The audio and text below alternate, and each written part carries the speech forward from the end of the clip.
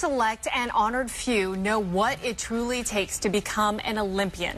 And earlier today, the folks at Athletes Performance in Phoenix were learning workout techniques from a pro, five-time Olympian Jorge Bonnet, who represented Puerto Rico in both the Summer and Winter Games. Jorge is one of the top strength and conditioning coaches in the world. Now, check it out. We are so pleased to have him in studio. So, Jorge, welcome, by the way. Thank you, Scott. I want to begin with, let's take you back to when you're 6 years old, and your dad comes to you and your brothers, and he says, listen, fellas, I want you to take up judo. Tell our audience why. Well, I mean, we were pretty much trying to defend ourselves from the bullies in the neighborhood. Bullies, yes, right? Yes, sir. And we had enough of that. And then one day my father said, you know what, we're going to change the way things are done in the neighborhood. 6 months later, we were giving corrective action.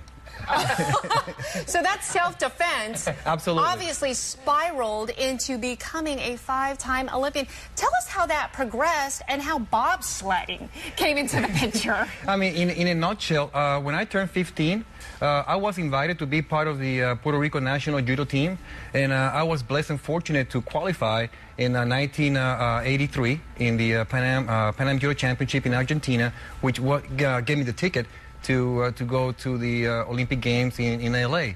And just the fact, opening day, 100,000 people. I mean, here is a Puerto Rican that, the biggest stadium is 10,000, and, all of a sudden you had 100,000 people, opening day ceremonies, goosebumps.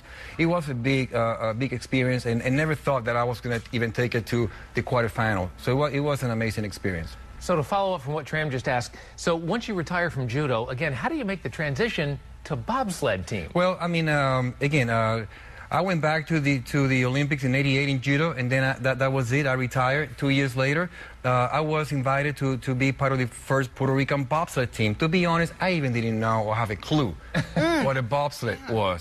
But I realized, once I went into the ice for the first time and crashed 4 times in a row, why my teammates want me to be there. I mean, it really takes a lot of courage. Put together a team, a bobsled team, that with very little experience. I mean, once the sled goes down, if it's flipped, you're done. Yeah, I mean, you just have to hang on for your life, and they know that that I have the tools, to be resilient and persistent. And we made it to the '92, '94, and '98 Winter Game, 2-man, 4-man bob. Amazing. Now, you made another huge transition after you were done with the Olympics. How did you jump into the arena of being a professional athletic trainer? I mean, you have your own products. We're looking at some of the video right now of some of your products, but how did that all come about? Well, I mean, for being an athlete, pretty much, for over 20-plus years, I was exposed to a lot of training modalities. Bodybuilding, powerlifting, Olympic lifting, that's what we call conventional training. And I was always, some way, somehow, I was a rebel, because I never saw the carryover, the transferability of what happened in the weight room to what happened on the mat, on the ice, on the field, on the court. So I was on the quest to find better ways. And my coaches back then, me not having all the answer, or they not having all the answer to my questions, I put myself on a position or a quest to find the answers. So about 4 years ago, I started, getting real serious about it. I even called top fitness equipment manufacturers in the world.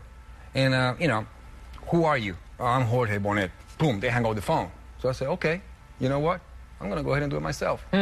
Because you know what? They didn't understand. They didn't do the homework. And that, and that basically took it to the next level. In about the 30 seconds that we have left here, for people who are watching, listen, the majority of our audience, they don't have 3 and 4 hours a day to spend to, devote to training and staying in shape. For those time crunch parents out there who have, let's say, an hour, what should they be doing? A mix of cardio, weightlifting? Simple, basic human movement. Pushing, pulling, rotation, locomotive movement, squatting, lunging. But I mean, it's all about making the body work as one integrated unit. Your own body weighs your own resistance. I mean, I do my workout sometimes in my own hotel room. It takes me 15, 20 minutes, and I really get, a kick out of it. I mean, it's tough, but it's thinking about movement first, not machines. Okay. Jorge, thank you for being here. My pleasure, sir. You're doing a lot of traveling, again, talking, as Tram just mentioned, talking to a lot of personal trainers out there and professional trainers.